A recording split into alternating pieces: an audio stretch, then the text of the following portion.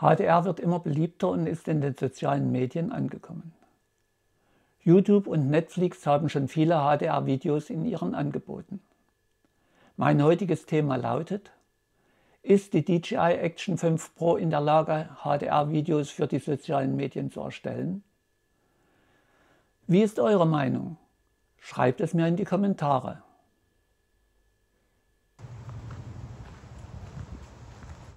Hier ein Vergleich der Aufnahmen.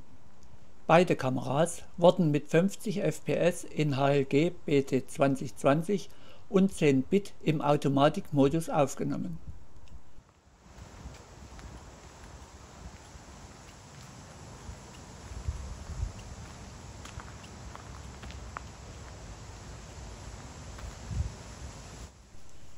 Bei der Action 5 Pro wurden Farbe und Helligkeit nachträglich angepasst.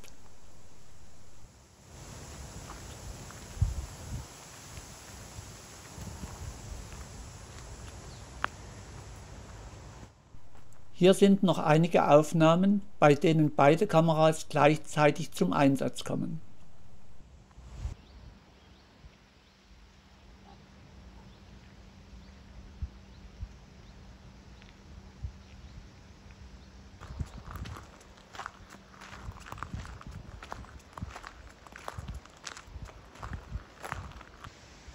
Was haltet ihr von den Ergebnissen?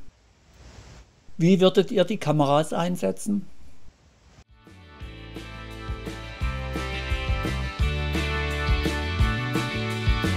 Hier sind zum Abschluss noch einige unbearbeitete Clips der Action 5 Pro in HLG und 10 Bit.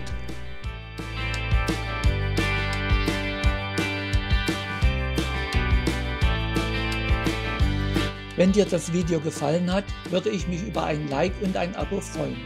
Damit unterstützt du meinen Kanal und ermöglichst mir solche Videos.